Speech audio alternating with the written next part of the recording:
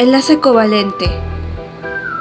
Es un tipo de enlace químico en el que dos átomos se unen compartiendo electrones en su capa más superficial, alcanzando así el octeto estable, según la regla del octeto de Hilbert Newton Lewis. Algunas de sus características son que los enlaces pueden representarse por una pequeña línea entre los átomos. También puede ser un enlace coordinado y forma moléculas verdaderas. Propiedades. Pueden representarse en los tres estados de la materia: bajos puntos de fusión y ebullición, solubles en solventes no polares e insolubles en solventes polares, malos conductores de electricidad y calor, y la mayoría contiene carbono. Clasificación. Según los enlaces covalentes se clasifican por su polaridad. En ellos se encuentran dos tipos: enlaces covalentes polares, que juntan átomos de diferentes elementos con una diferencia de electronegatividad mayor a 0.5. Este tipo de enlaces forman el dipolo electromagnético. Y el otro, enlace covalente no polar, se forma entre átomos del mismo elemento o de idéntica polaridad, con una electronegatividad muy pequeña, menor a 0.4, dado que la nube electrónica es atraída de igual forma por ambos núcleos, no se forma el dipolo en la molécula. Y además, por su número de enlaces pueden formar enlace simple, doble o triple. Los átomos comparten un par de electrones de su última capa, uno cada uno. En el doble, los átomos aportan 2 electrones cada uno, formando un enlace de 4 electrones. En el triple, los átomos aportan 3 pares electrónicos, es decir, 6 electrones en total. Tipos de sustancias covalentes. Las sustancias cuyos átomos presentan enlaces covalentes pueden ser de dos tipos: las moleculares, que forman moléculas con temperaturas de fusión y ebullición bajas, aislante térmica y eléctricamente, blandos cuando son sólidos y solubles en otras sustancias de similar polaridad, polares en polares y no polares en no polares. Reticulares, forman redes cristalinas de átomos, parecidos a los compuestos iónicos y que presentan elevadas temperaturas de fusión y ebullición, dureza y solidez en condiciones normales, insolubilidad y son aislantes térmica y eléctricamente. Valencia atómica.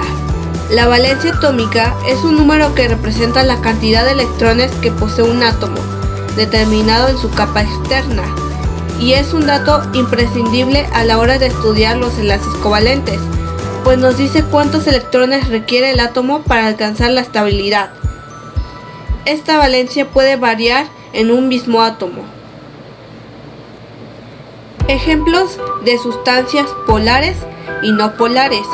De acuerdo al tipo de enlace covalente que presentan sus moléculas, puede hablarse de compuestos polares como metanol, fenol, acetona, ácido propinoico, y sustancias no polares como etano, tolueno, isobutano.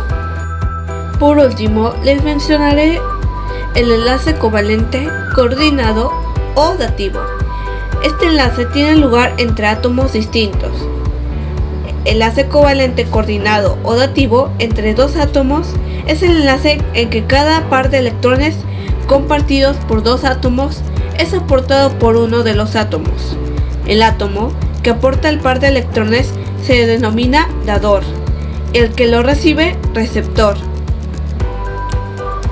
El enlace coordinado se representa por medio de una flecha que parte del átomo que aporta los dos electrones y se dirige hacia el que no aporta ninguno.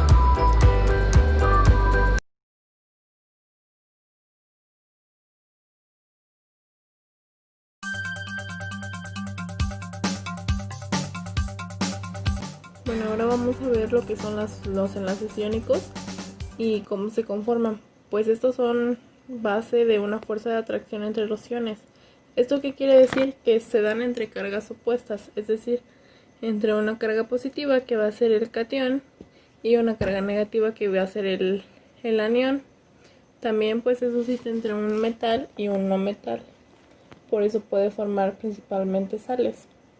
Mientras que el enlace iónico pues se da en elementos metálicos que son los electropositivos, y como ya les mencioné, el no metal va a ser el electronegativo.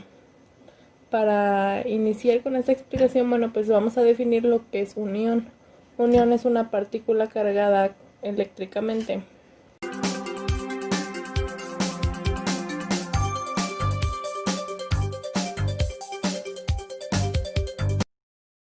Ahora, para saber cómo se da este tipo de enlaces, bueno, les explico.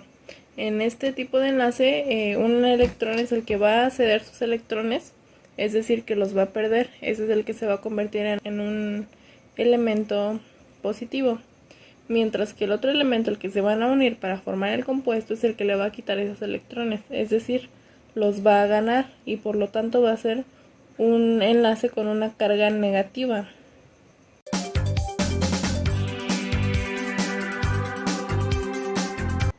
Bueno, ahora para conocer las propiedades de los compuestos iónicos es que, como todos los compuestos, en su última capa buscan cumplir la regla del octeto, es decir, pues tener 8 electrones en su última capa. Además de que este tipo de enlace se va a caracterizar pues por tener una electronegatividad mayor a 1.7 Pauling. Además de que van a tener altos puntos de fusión, altos puntos de ebullición, una baja solubilidad, y al formar sus redes cristalinas van a ser sólidos a temperatura ambiente. También se caracterizan por ser unas sustancias muy duras y frágiles, además de que no van a conducir electricidad pues en estado sólido. Pues son conductores en estado fundido y mientras están disueltos en agua, pero no en estado sólido. Además de que son solubles en sustancias polares, pero van a ser insolubles en sustancias no polares. Además de que van a ser buenos conductores de electricidad cuando están disueltos en agua o fundidos, que es similar a lo que ya les comentaba anteriormente. Sin embargo, van a ser malos conductores del calor, pero pues solubles en agua a temperatura ambiente.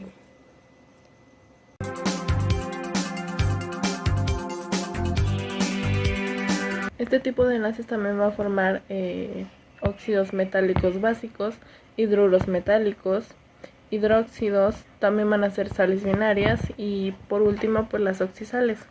Todos estos que ya les mencioné también son parte son un tipo de enlace iónico. Bueno, los óxidos básicos metálicos pues son un compuesto binario formados por la combinación de un metal y el oxígeno. Les voy a mencionar algunos ejemplos. Puede ser el óxido de sodio, el óxido de calcio, óxido de hierro 2, óxido de hierro 4, óxido de azufre 3, óxido de selenio 2, óxido de yodo 3 y también puede ser, por ejemplo, el óxido de carbono 4. Los hidruros metálicos pues son compuestos binarios formados por un metal y también por un hidrógeno. Su forma general pues va a ser escrita por MH subíndice X, en donde M pues va a ser el metal y la X va a ser el número de oxidación del metal. Bueno, en estos compuestos siempre hay un número de oxidación. Algunos ejemplos que están pues son el hidruro de sodio, el hidruro de fierro 3 o el hidruro de fierro 2. Mientras que los hidróxidos van a ser compuestos de igual modo iónicos, pero estos van a ser formados por un metal y uno o varios aniones hidroxilos en lugar del oxígeno, como era el caso anterior, como pues sucede en los óxidos.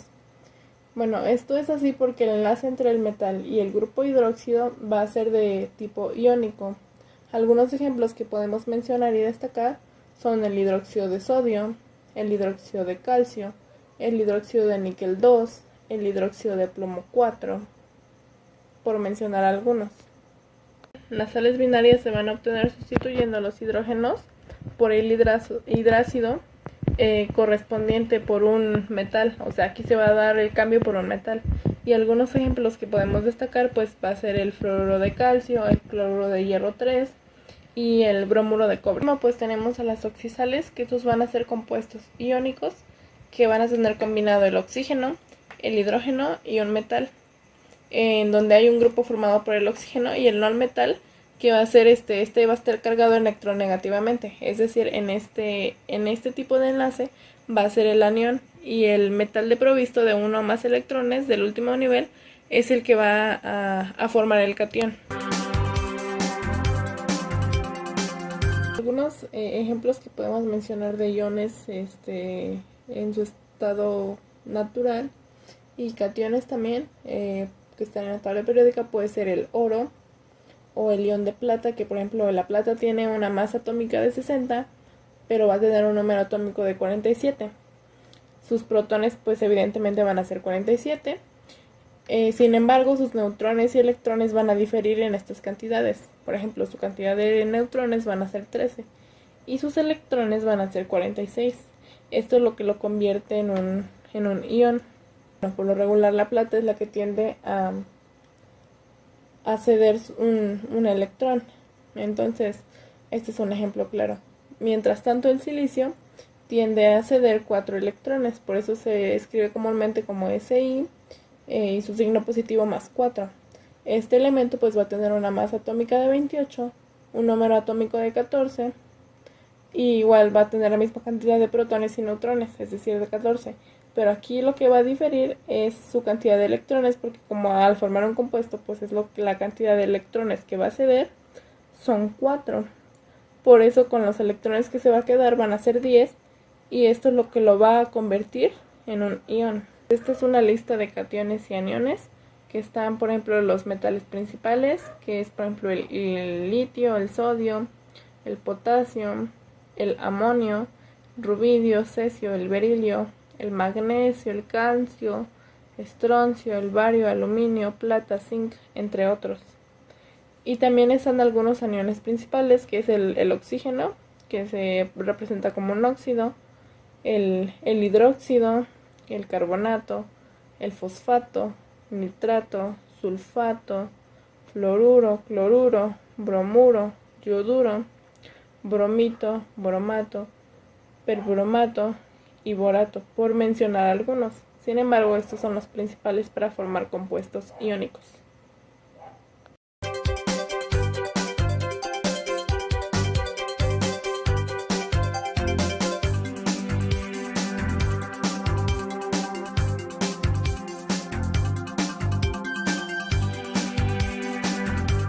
Ahora, un ejemplo para la formación de un enlace iónico es el cloruro de sodio. Este tipo de enlace se va a suscitar mediante transferencias de electrones. En este tipo de compuestos, el sodio tiene un electrón en su última capa de valencia, entonces pues va a ceder ese electrón al cloro. Entonces el sodio se va a quedar cargado con una carga positiva, y el cloro, que tiene 7 electrones en su última capa de valencia, le hace falta un electrón para completar su octeto. Es por eso que este es el electrón que le va a retirar al sodio para ahora poderse enlazar, y este se va a quedar entonces con una carga negativa porque ganó electrones.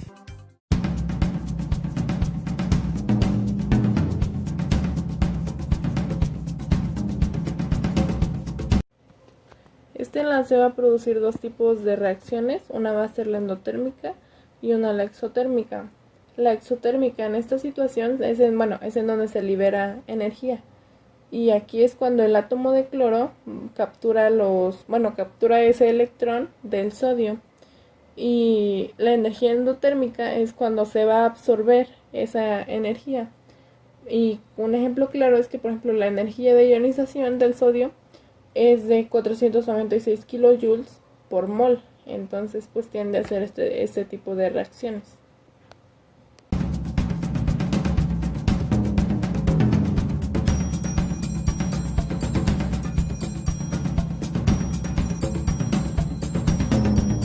Hablando de la energía de ionización, pues es aquella energía necesaria que se requiere para que un compuesto, sus átomos puedan ganar o perder electrones y así poder cargarse ya sea de manera positiva o negativamente. Esto en la tabla periódica se va a estar representado cuando el radio sea menor, la energía de ionización será mayor y también va a aumentar hacia la derecha. O sea, en comparaciones, pues es cuando el átomo que está más hacia la derecha y más hacia arriba, pues va a tener una energía de ionización más alta.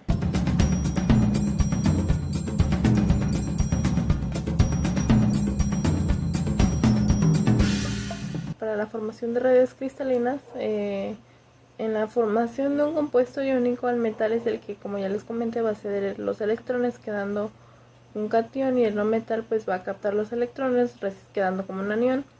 En esta situación los cationes y aniones formados van a mantenerse unidos después entre sí por una atracción electrostática, formando así pues una red cristalina que va a estar altamente ordenada.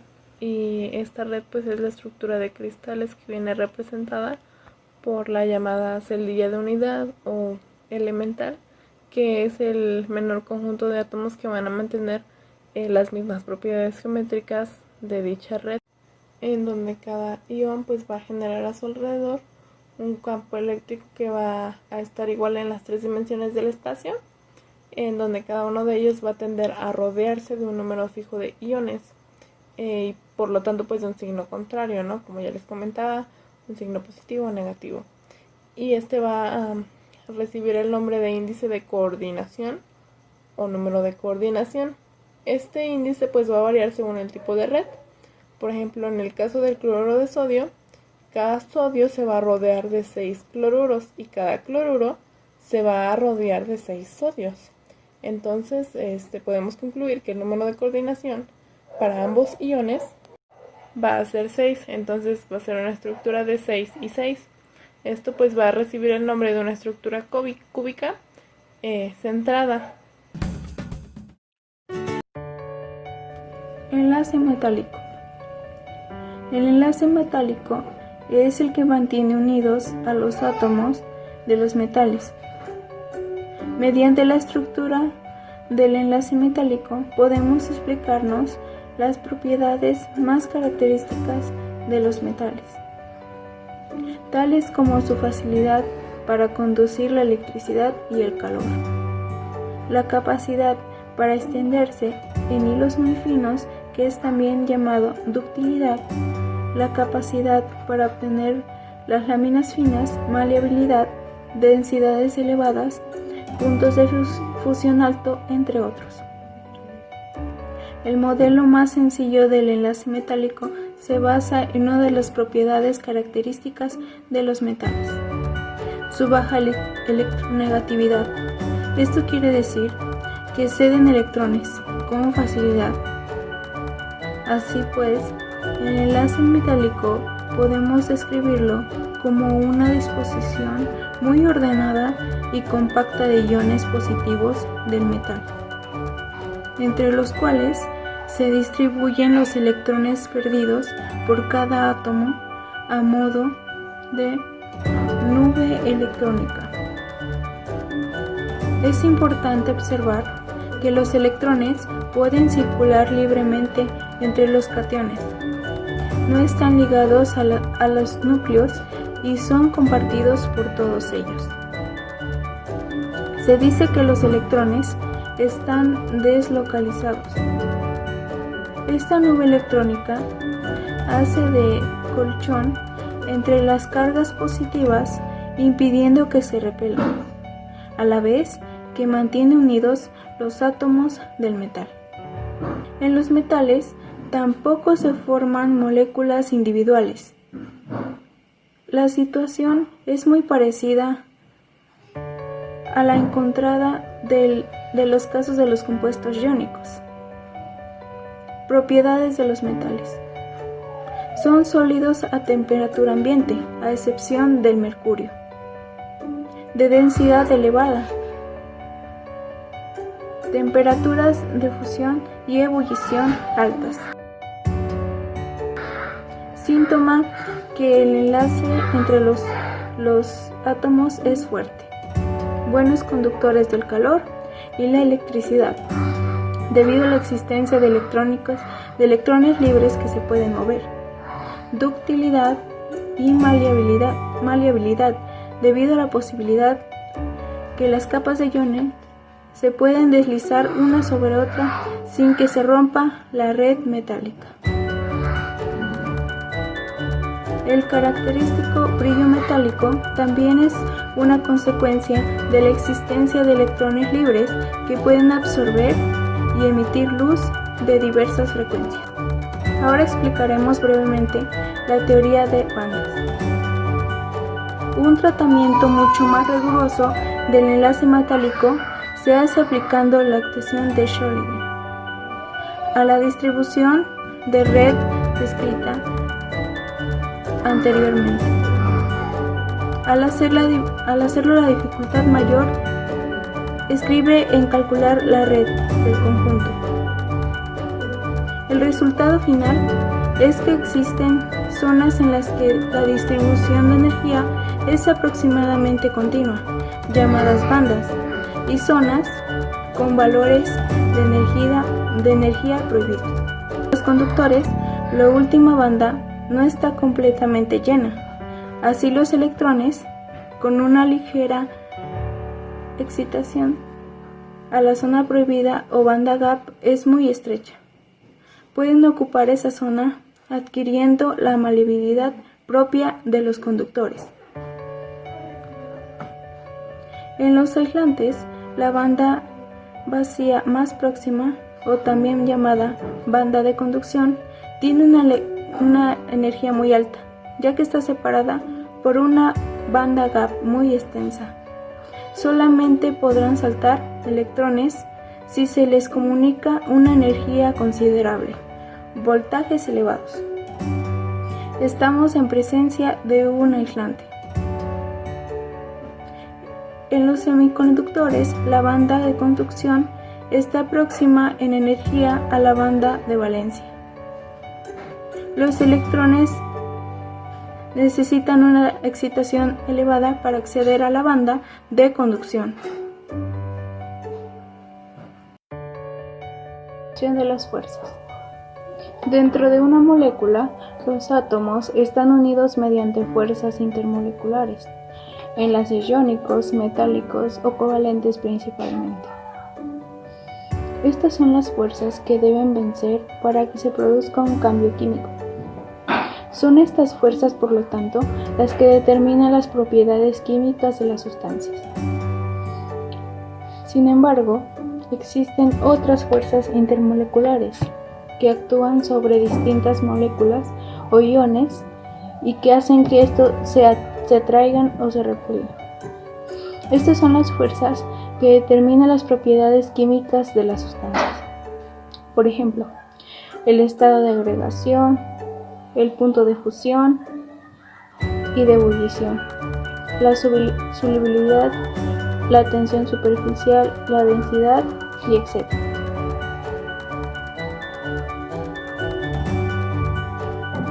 Interacciones no covalentes.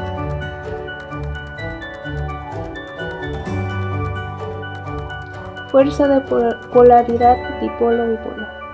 Una molécula es un dipolo cuando existe una distribución asimétrica de los electrones, debido a que la molécula está formada por átomos de distinta electronegatividad. Como consecuencia de ello, los electrones se encuentran preferentemente en las proximidades del átomo más electronegativo. Se crean así dos regiones en una molécula, una con carga parcial negativa y otra con carga parcial negativa.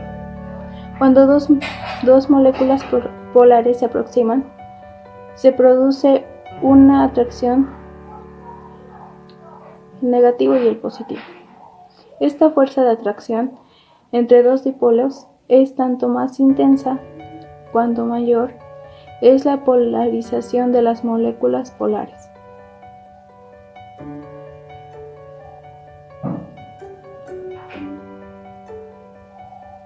Momentos dipolares.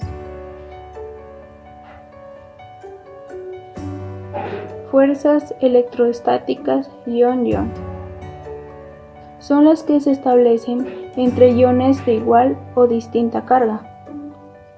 Los iones con carga de signo opuesto se atraen. Los iones con carga del mismo signo se repelen. Con frecuencia, este tipo de interacciones reciben el nombre de puente salino. Son frecuentes en una enzima de sustrato, entre los aminoácidos de una proteína o entre los aminoácidos nucleicos y las proteínas. Los aminoácidos cargados de una proteína pueden establecer enlaces iónicos, o bien conocidos como puentes salinos, dentro de una proteína o entre proteínas distintas. Las cargas positivas de las proteínas se disponen en torno en el hélice del ADN, cargado negativamente. La unión de una enzima sustrato puede estar gobernada por interacciones electrostáticas, como en el caso de la ribosa y fosfato carboxilasa. Estos son ejemplos de fuerzas electrostáticas ion-ion.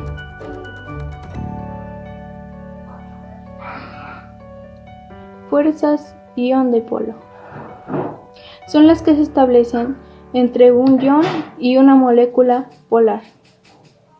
Por ejemplo, en el cloruro de sodio se disuelve en agua por atracción que existe entre los iones sodio y cloro y los correspondientes polos con carga opuesta de la molécula de agua.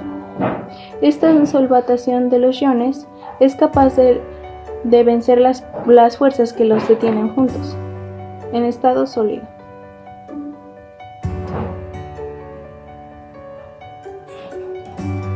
Fuerza ion dipolo inducido.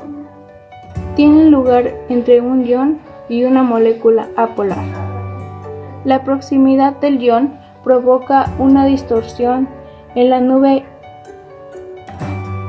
que convierte, de modo transitorio, que se va en una molécula polarizada. Un ejemplo de esta interacción entre ion y hierro de la hemoglobina y la molécula de oxígeno. Esta interacción es la que permite la unión reversible del oxígeno a la hemoglobina, el transporte del oxígeno desde los pulmones hacia los tejidos.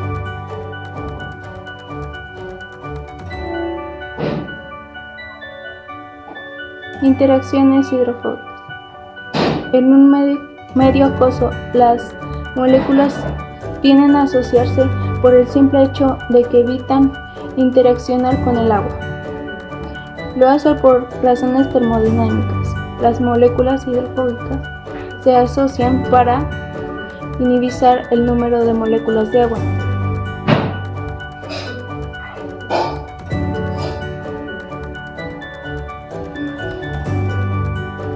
Este fenómeno se denomina efecto hidrofóbico.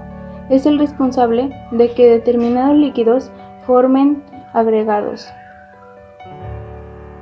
Son ejemplos de fuerzas hidrofóbicas las siguientes: las que se establecen entre los fosfolípidos que forman las membranas celulares, las que se establecen en el interior de una micela durante la digestión de los lípidos. Fuerzas de Van der Waals. Cuando se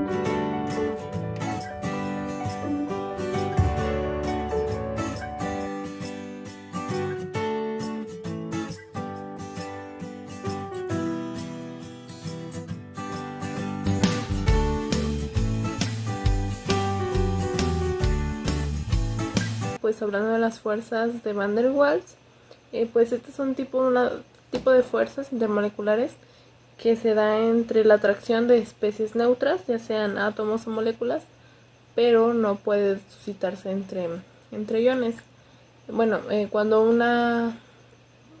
dos átomos o elementos se encuentran a una distancia moderada o corta, pues las moléculas entre sí pues se van a atraer, pero cuando sus nubes electrónicas empiezan a soplarse, pues las moléculas se van a repeler con cierta fuerza.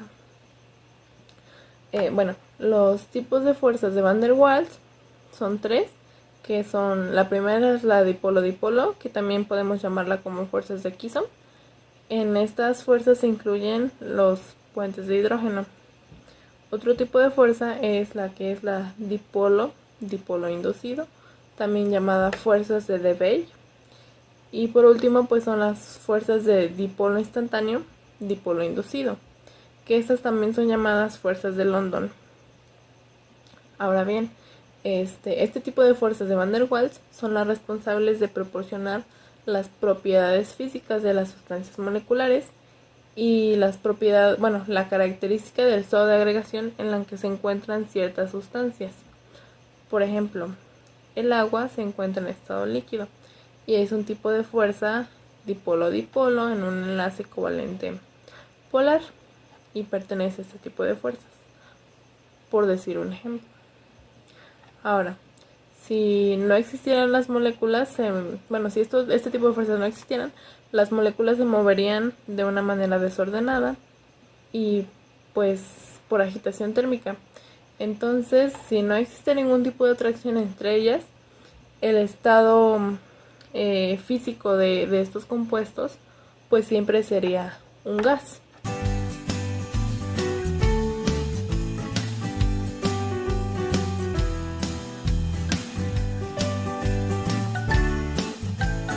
Pues para mencionar las fuerzas de dipolo a dipolo, como ya comenté, un ejemplo, el agua, este se da entre dos moléculas de una sustancia polar que experimentan una atracción mutua entre la región polarizada de manera positiva en la molécula y la región otra polarizada en una manera negativa en relación a la otra. ¿Esto qué quiere decir? Que va a haber cargas parciales positivas y cargas parciales negativas, en donde al interactuar las moléculas pues va a haber un punto, distribuidas geométricamente van a estar más jaladas hacia un lado de un átomo que del otro átomo. Entonces pues esta carga que sea la que atraiga más a los otros electrones va a tener una carga parcial negativa, y la que sea jalada, atraída, va a tener una carga parcial positiva. Ahora, para explicar las fuerzas de dipolo inducido, esta se da entre la combinación de características de tanto las fuerzas de atracción, dipolo inducido, como las atracciones que son dipolo-dipolo. Es como una combinación de estas dos. Entonces, esto ocurre, por decir un ejemplo, que ocurre entre la interacción de un ion dipolo inducido y otro va a ser dipolo inducido. Va a haber una relación entre el catión y el dipolo inducido, que va a ser una fuerza positiva y negativa, que va a suscitarse en una molécula apolar, y en otra va a ser de igual modo positiva y negativa, pero en otra va a ser un dipolo y va a formar el dipolo inducido.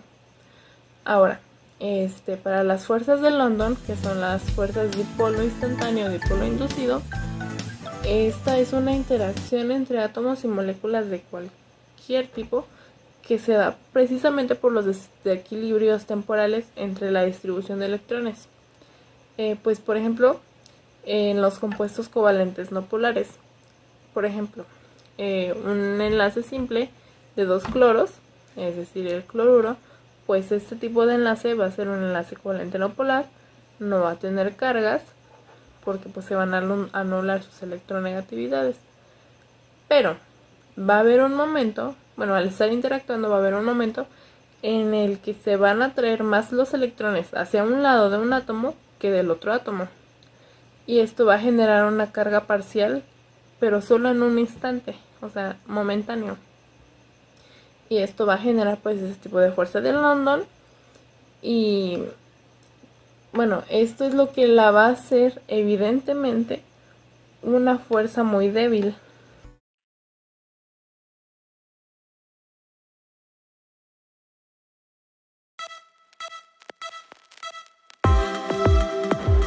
Puentes de hidrógeno. Los puentes de hidrógeno constituyen un caso especial de interacción dipolo-dipolo. Se producen cuando un átomo de hidrógeno está unido covalentemente a un elemento que sea muy electronegativo y con dobletes electrónicos sin compartir, también de muy pequeño tamaño y capaz, por tanto, de aproximarse al núcleo de hidrógeno. Y por último, estas condiciones se cumplen en el caso de los átomos F, flúor, O, oxígeno y N, nitrógeno. Propiedades. El enlace de hidrógeno presenta un cierto carácter covalente, o lo que es lo mismo, podemos considerar que el enlace resuena entre estas dos posibles estructuras. La estructura de la molécula de agua, que en condiciones óptimas, esto supone un 10% de carácter covalente. Una consecuencia importante de esa resonancia es que se pueden intercambiar los hidrógenos de una molécula con los hidrógenos del agua disolvente. Este fenómeno se aprecia fácilmente si la molécula se disuelve en agua pesada. Si los hidrógenos son accesibles al disolvente, se intercambian por deuterio. ¿Qué es el otro tipo de estructura de la molécula? Deuterio.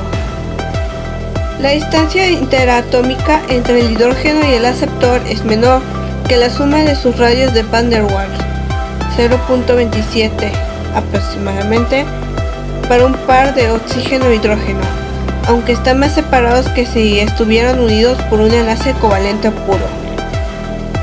La energía del enlace de hidrógeno depende del ángulo de enlace. Es máxima cuando los tres átomos están alineados y disminuyen cuando se disponen en ángulo.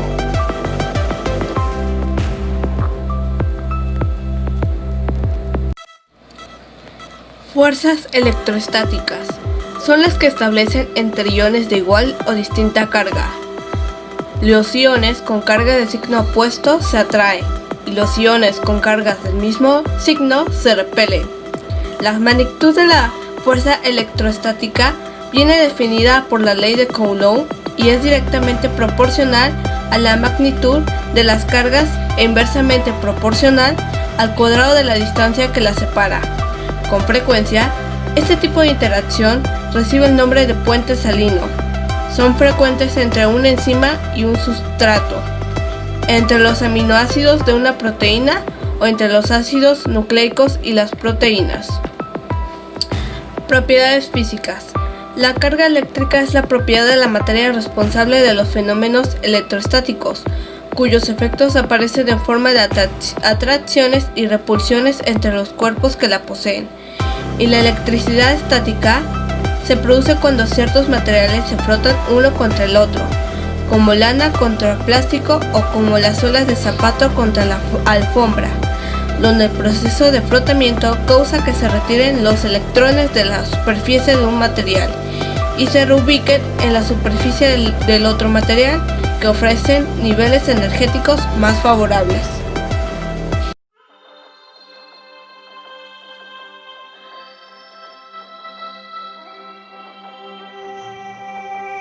Hola, mi nombre es Carolina Martínez Manzanares y yo les hablaré un poco sobre el material de apoyo que el profesor nos puso en la clase de esta unidad, que fueron estos videos.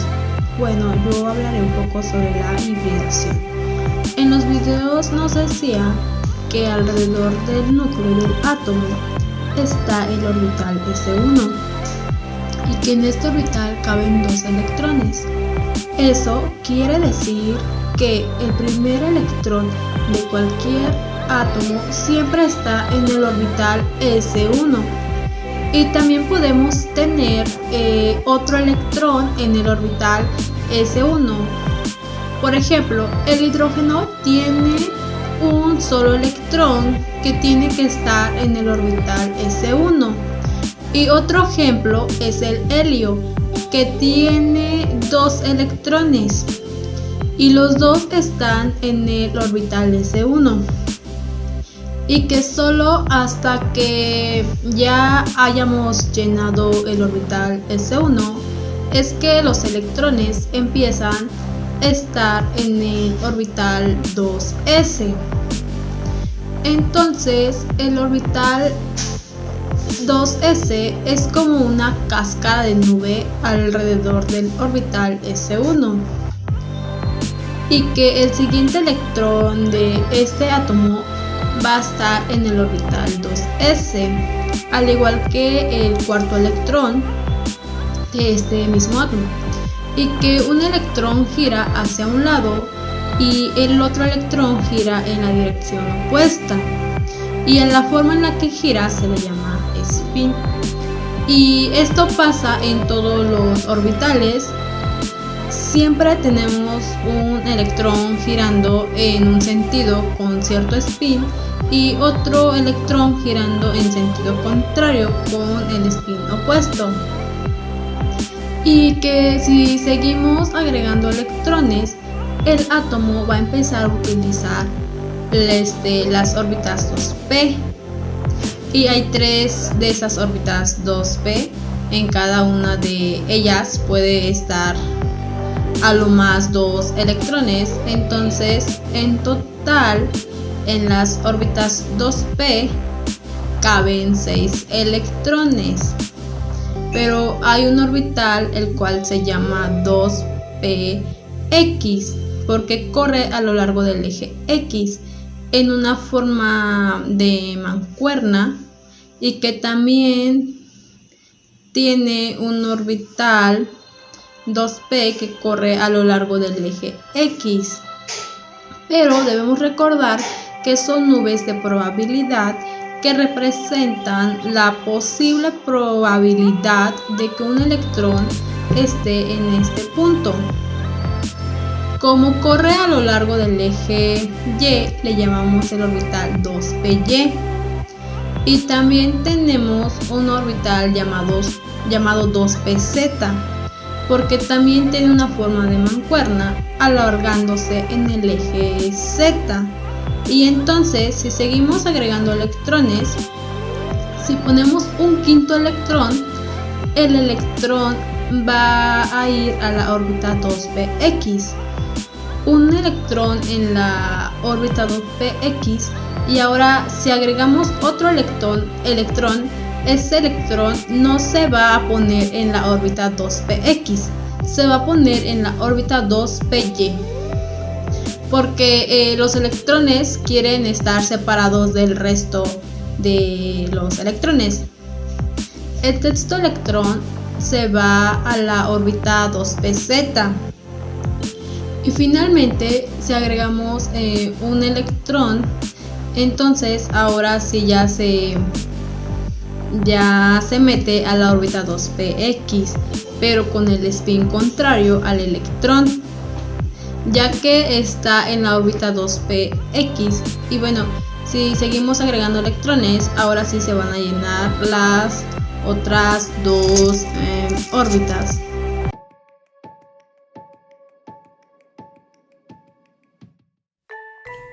Hola, ¿qué tal? Vamos a hacer el experimento de la conducción de la electricidad. Antes que nada, debemos de saber cuáles son los conductores eléctricos. Un conductor eléctrico es un material que ofrece poca resistencia al movimiento de la carga eléctrica. Sus átomos se caracterizan por tener pocos electrones en su capa de valencia, por lo que no se necesita mucha energía para que estos salten de un átomo a otro. Bueno, vamos a experimentar con las sustancias que tenemos aquí, que son vinagre, vino tinto, aloe, suavitel, aceite para bebé, pasta de dientes gel, pomada de marihuanol, leche, Coca-Cola, aceite, thinner, sal pura, refinada, cloro, poco de jabón líquido y fabuloso. También una papa. Ya estamos conectados a la corriente de luz y nosotros sabemos que El cobre es un conductor de la electricidad muy bueno. Aquí podemos ver que el foco se enciende al poner los cables. Ahora vamos a hacerlo con las sustancias que tenemos aquí. Vamos a comenzar con el vinagre, sin juntar las puntas, porque pues si no, obvio que si prende. Vamos a sumergirla de un lugar al otro, y ahí podemos comprobar, están separadas las dos puntas, pero vemos que el vinagre es un buen conductor de electricidad porque nos da buena fuente de luz. Y acabamos con el vinagre, vemos nuestras puntas.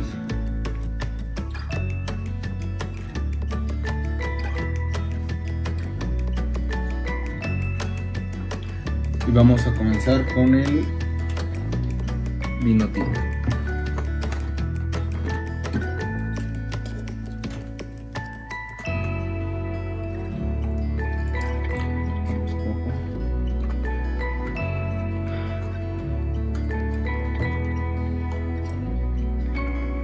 Y sumergimos.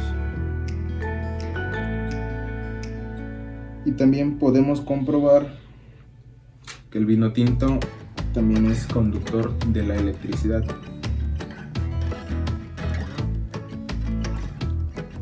Esto se debe a que esas sustancias contienen, pues en parte, agua. Entonces lo que la hacen conducir electricidad.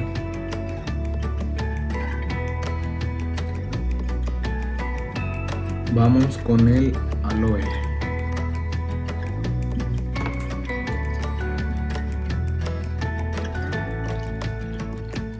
El aloe. Sumergimos nuestras puntas sin juntarlos.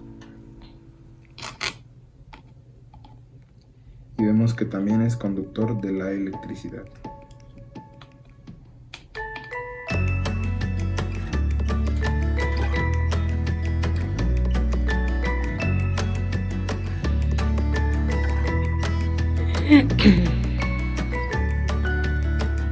Vamos a probar el aceite.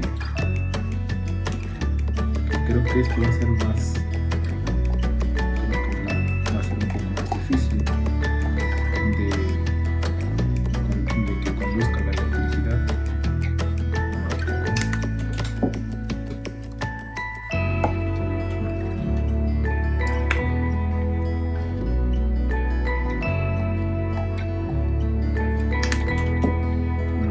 Están secas. Y vamos a probar.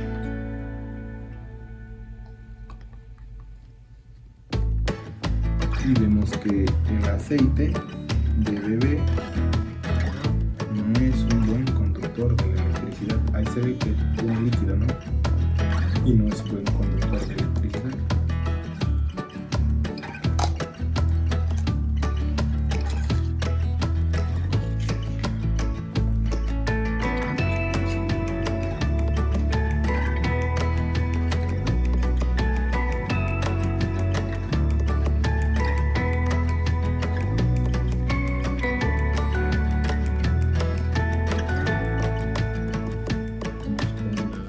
El suavitel.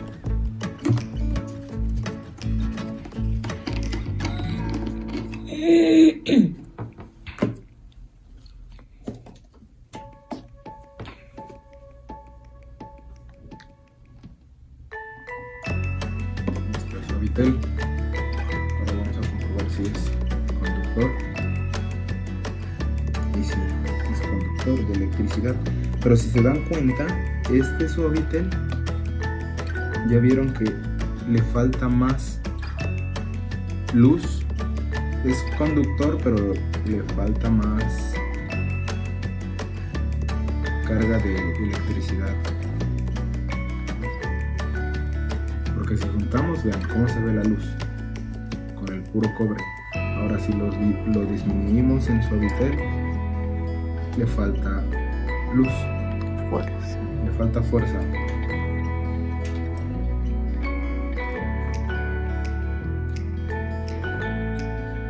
comprobamos que el suavitel sí, porque tiene pues agua en cantidades, pero no es muy bueno, no da buena luz. Vamos con la leche.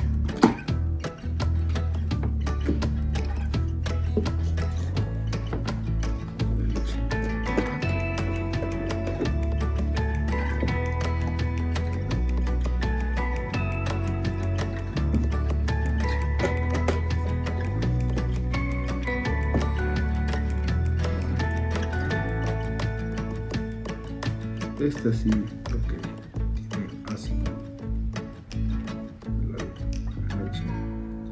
La leche es buen conductor de electricidad, nos da bastante.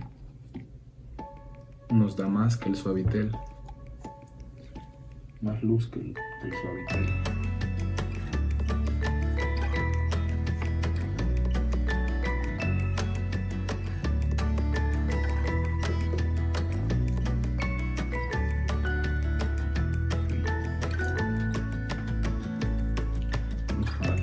Madres.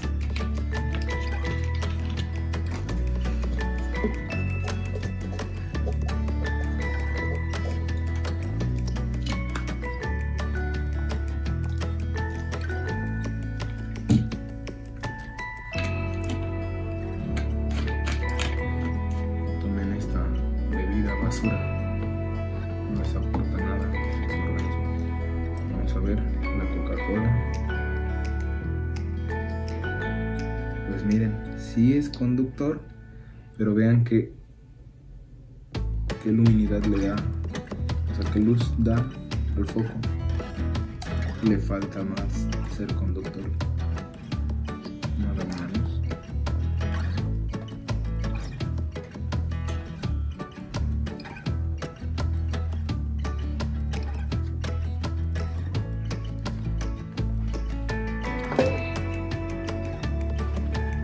Vamos con el aceite.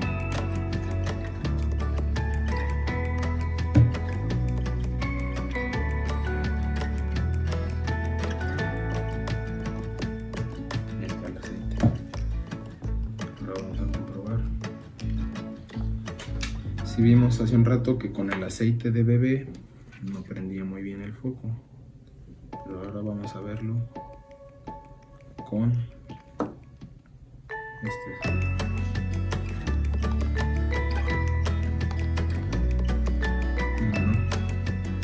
Es que no.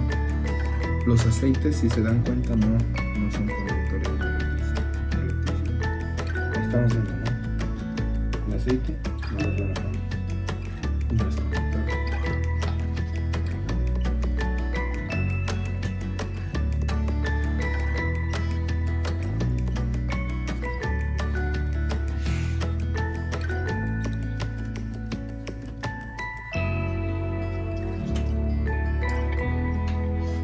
Vamos con el thinner, uno de los líquidos más peligrosos.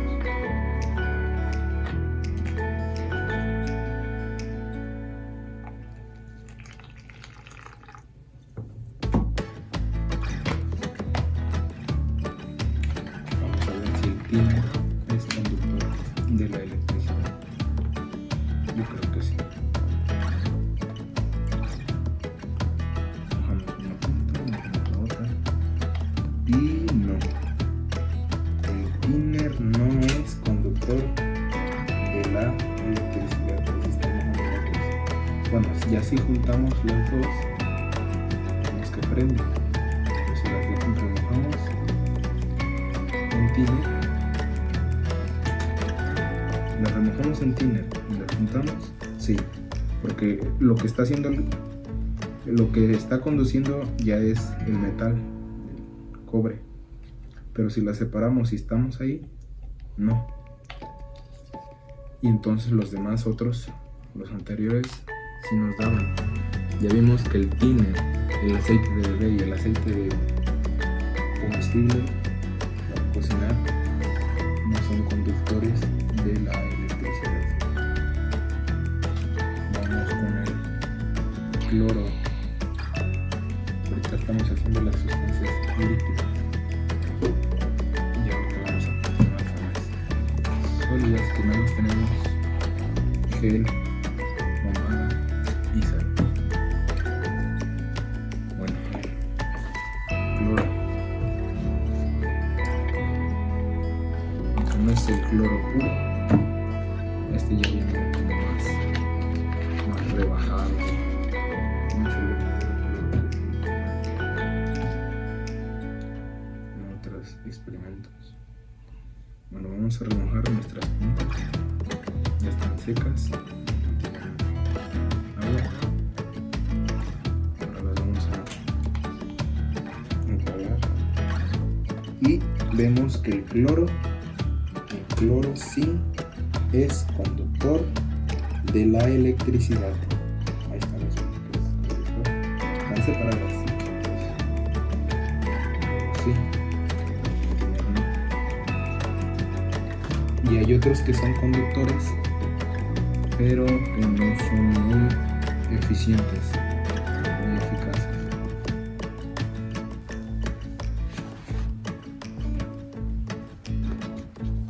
Ahora vamos con el fabuloso.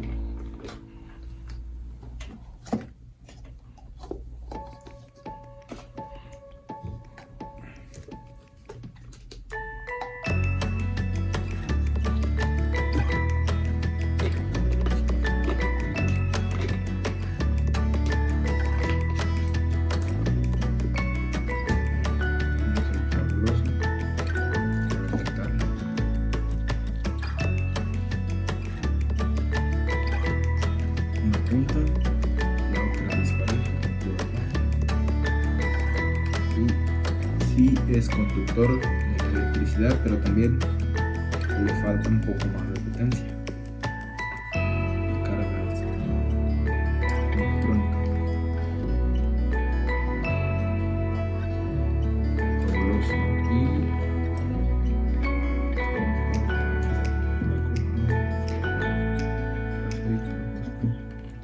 vamos con la sal.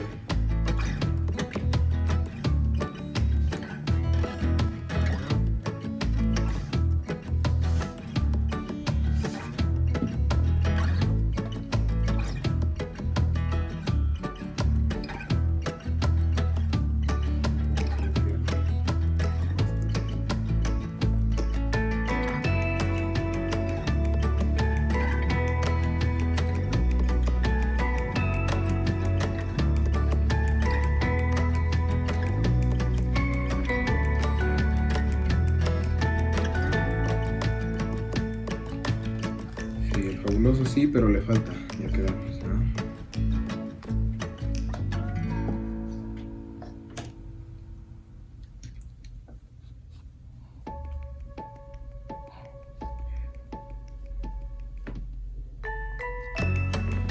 Vamos con la sal. Como está en mi casa. Y no es conductor de la electricidad. Ya si los juntamos dentro de, ya se ve, pero es porque las pusimos juntas. Pero si los ponemos disparejos como los líquidos, vemos que la sal no es conductor de la electricidad. Vamos a experimentar con el agua líquida.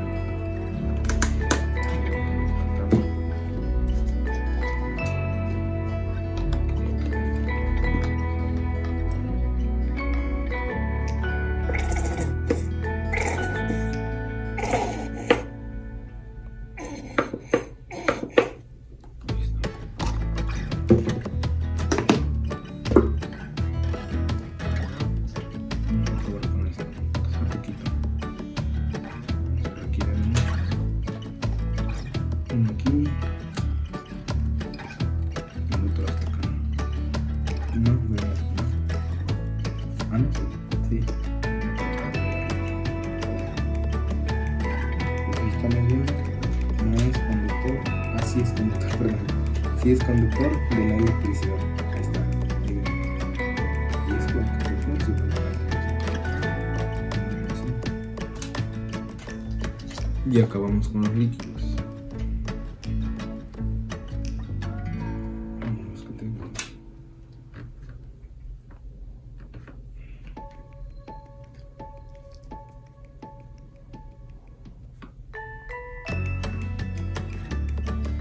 Vean, por ejemplo, un sólido, como es la sal,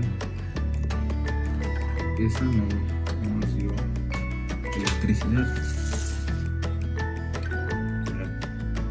No nos da electricidad ni el plástico, pero sabemos que la papa sí, porque es un carbohidrato que contiene muchos líquidos, y los líquidos pues, está compuesto, sí tiene agua.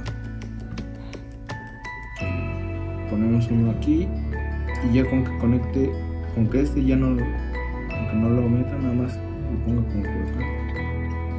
No, sí tiene que ir. Y ahí vemos que es conductor de la electricidad, la papa.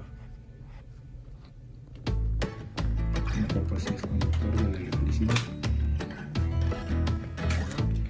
¿Qué más? Ya nos faltan nada más estos dos. Y tres. Pasta. Vamos con los que ya tienen.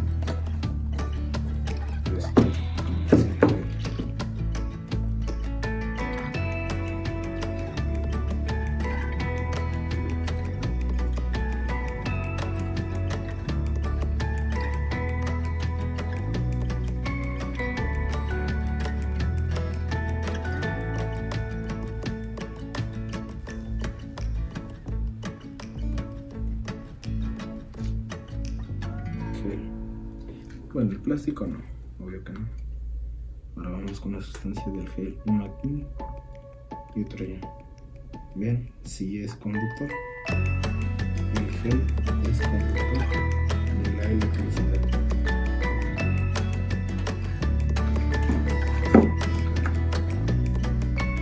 Uno por acá y otro hasta allá. El gel es conductor.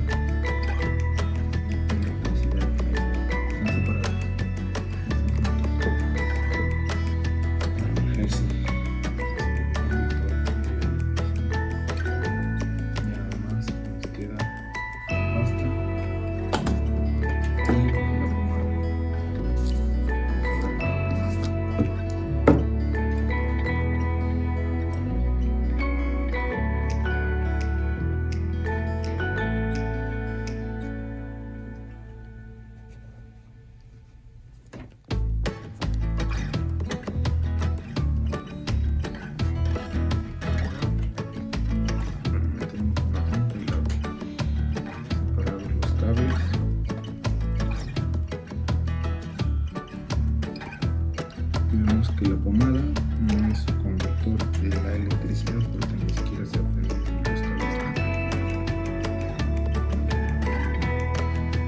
Cuando les junto los cables, ya sí la pomada.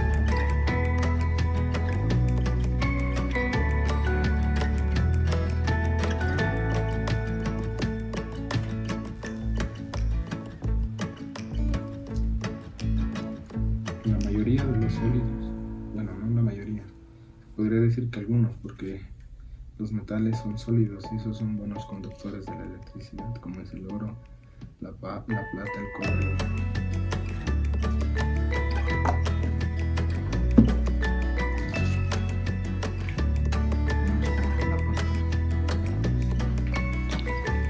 Esta la vamos a poner.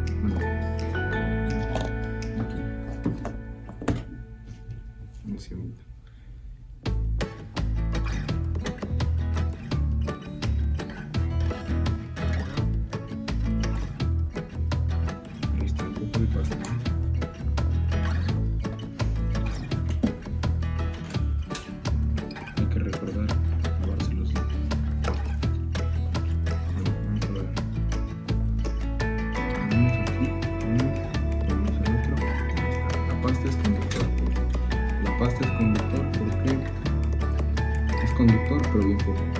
Miren, si yo pongo esta punta aquí en el plástico y la otra punta, no conducen electricidad. Más si las acerco a la pasta, ahí se puede ver que la pasta es conductor de la electricidad. La pasta sí. Bueno, esto ha sido todo. Hasta luego.